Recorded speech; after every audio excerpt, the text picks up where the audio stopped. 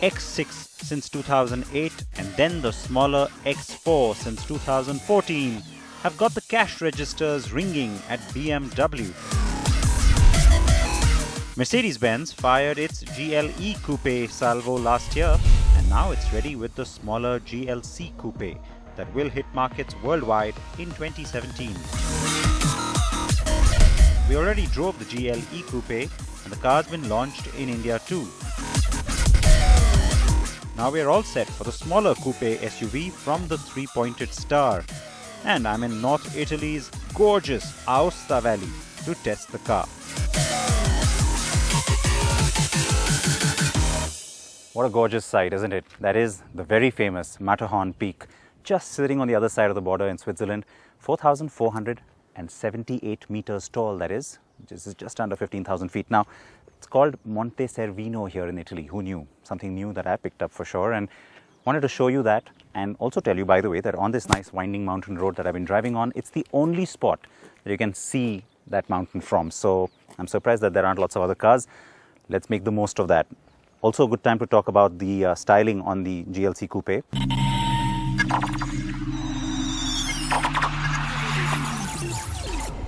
This is going to be something you have to get used to seeing. Lots of these coupe SUVs are going to make an appearance very soon, not just from the premium brigade, but also from the mass brands. Even Mahindra is considering one, as you know. So really, just get used to seeing them. And when it comes to the premium brigade, Mercedes and BMW have the lead over everyone else. And so while Land Rover and Audi are now scrambling to catch up on it, they've already have multiple models. This one competes with the X4 here in Europe. The X4 is a car we're not going to be getting in India anytime soon, but the GLC Coupe will come, so that's a good thing. And I have to say that from a design point of view, it is the most proportionate coupe SUV that I can think of, and it is really nice to look at, especially at the rear. Yes, I'm saying that. The roof comes down nice and gentle. It's a short, stubby boot, and yet it's not too tall. The rear also incorporates what's becoming like a hallmark of all coupes from Mercedes-Benz, car or SUV. And that's the nice tail light treatment. Looks really sharp. I'm not a fan though of this chrome strip on top. I think it's a little overdone. I get it, they're trying to break the monotony of all that metal, but could have done without it as far as I'm concerned. But the color looks great and the rear is very attractive. It's also, I think, because the car sits lower than the regular GLC, intentionally done, of course, by both the stylists and the engineers, because the lower height also gives the car a sportier dynamic. In case you're wondering, the color is called Brilliant Blue, and so it's no surprise I love it, eh? The car I've got with me is the GLC 300 Coupe. Yes, that's the petrol, as that is what I'm told will be launched in India. The car is stylish for sure. It stands 1602 millimeters high and 4732 millimeters long. That means it is 42 millimeters lower and 80 millimeters longer than the regular GLC. Now, while the coupe will give you glimpses of the standard GLC, it's got its own unique shape, and so it isn't just the GLC with the rear lopped off. Even the A-pillar is more upright on this car to cater for the rear to be more proportionate and for that roof to have a gentle slope.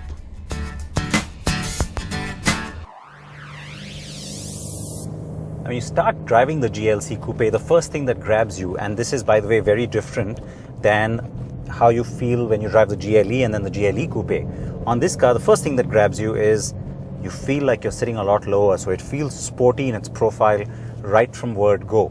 Now, I have to say that that was not something I expected, so I didn't look into it before I started the drive, and so I have to now make sure that when I get back to check with the Mercedes engineers to say, hey, is that just a really cleverly redesigned seating position, or is the car substantially lower than the regular body style GLC?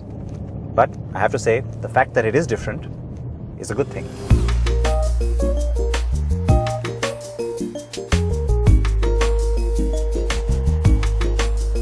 The location was perfect to test the agility of this car, as I got elevation changes and plenty of tight corners and hairpin bends to put it through the paces.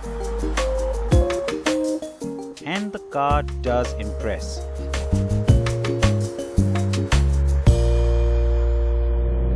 Now push the car through the corners a little bit hard, and you know what? It holds on. It's very precise.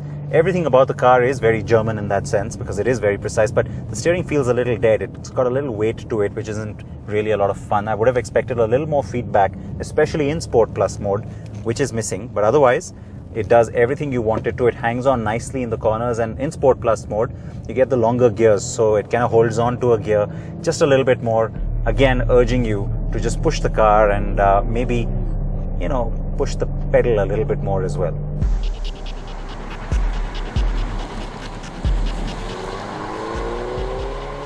It also sounds pretty good, I have to say. The engine has an energetic note and it gets you excited with its high-pitched growl. The 2-litre engine is ample and efficient, and the generous torque kicks in nice and low. The 9-speed auto is becoming standard now across the new Mercedes range. The standard 4MATIC all-wheel system transfers all that torque to all 4 wheels efficiently and quickly. It is too early to guess whether or not the air body control air suspension will come to India. I did try it out when I drove the 250D briefly, but I have to say that the standard dynamic control is actually pretty good.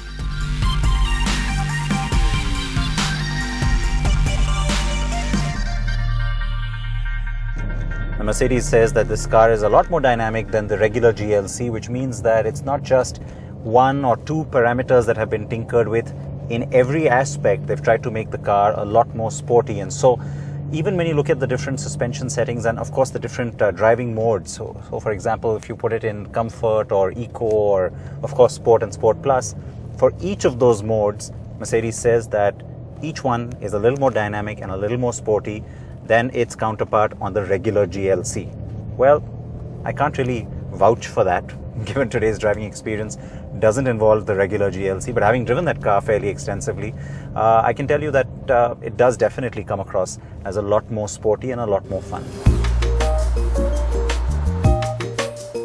The GLC Coupe will arrive in India in the second half of 2017, and yes, we will be getting the GLC 300 Coupe. I do hope the arrival of the GLC Coupe and then after that the Audi Q2 will help spur BMW into bringing us the X4 too.